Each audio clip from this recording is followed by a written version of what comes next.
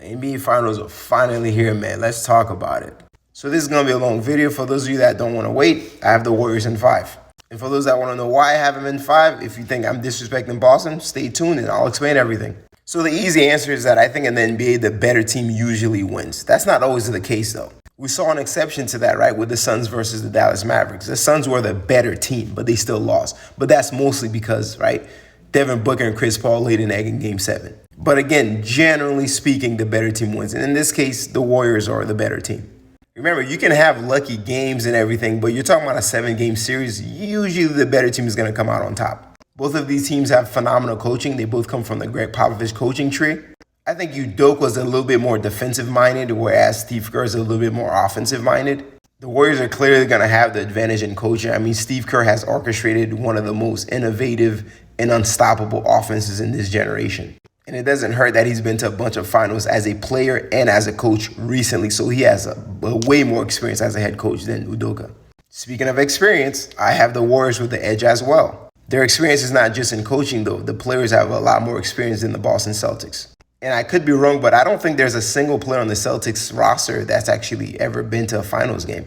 The Warriors have been here a bunch of times, so as far as like the nerves and some of that stuff, they've experienced that already, right? So they're going to be a little bit more comfortable. So there's not a lot of situations in the finals that they haven't seen before, right? As far as star power, this is probably a lot closer than most people would have it, but I have the Warriors with the advantage as well. Stephen Curry is a bona fide top 3 player. He's a mega superstar in this league. I don't think Jason Tatum's a superstar yet, although you can make that argument. It's close. I think he's on the cusp of that, but I don't know if he's quite there yet. And ultimately, I think the Splash Brothers are simply more lethal than Tatum and Brown. And again, the experience makes a big difference as well. As far as offense, again, the Warriors have the clear advantage on offense. Draymond and Curry can both facilitate the offense on the half court, whereas the Celtics, they don't really have a true point guard. And sometimes Boston relies a little bit too much on Tatum's ISO play. The defense is a lot closer. I believe both of these teams were tied for number 1 for defensive efficiency.